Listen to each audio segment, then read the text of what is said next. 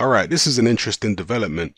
According to Eddie Hearn, Dillian Whyte has been ordered to face Kubrat Pulev in an IBF final eliminator to become the mandatory for Anthony Joshua. I'm not sure how Kubrat Pulev keeps on getting opportunities to fight for the IBF belt, because he was IBF mandatory for Klitschko. That was deserved because he waited a long time and fought several eliminators. But then he got made mandatory for Joshua, and he basically threw it away and said, no, I don't want it. And the IBF have thrown him straight back in, for another mandatory against Dillian Whyte. I'm not sure how he's managed to get this opportunity. I thought the IBF would have wrote him off, but clearly him or maybe the Sauerlands have got a very, very good relationship with the IBF, the way they keep on getting this man mandatory title opportunities. Pretty incredible. So let me know what you guys think of this. And look, just because it's been just because it's been ordered by the IBF, it don't mean the fight's going to happen. Either one could turn it down and choose to go a different route. Dillian Whyte is #1 contender with the WBC. He hasn't been made mandatory yet for Wilder, but he might fight an eliminator with somebody like a Dominic Brazil, and then the winner gets Deontay Wilder.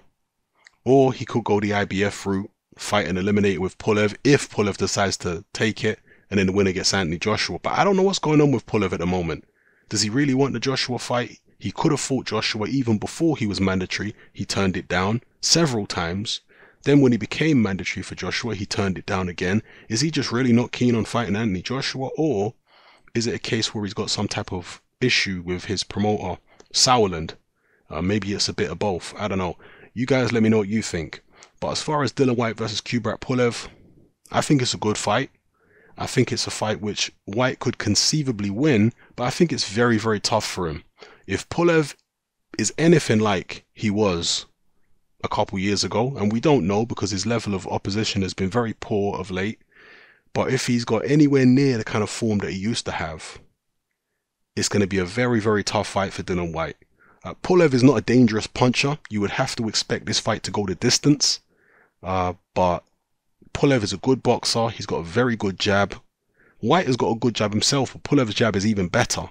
Pulev has got good feet. He's good at judging distance and getting in and out of range and messing you around and winning in fiddly fights. That's what Kubrat Pulev does. He's an expert at fiddling his way through fights and winning on points, most of the time. Sometimes he stops guys, but generally he'll fiddle his way through. He'll jab you to death.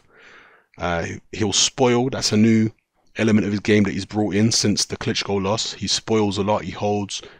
Just look what he did to Derek Chisora. Now I think Dillian Whyte is definitely a better boxer than Derek Chisora. He's got better boxing skills. And Dillian Whyte, we saw him struggle against Chisora because Chisora put pressure on him. Pulev's not going to put pressure on you. Pulev is a long-range boxer. He likes to keep it long. He don't like to engage on the inside.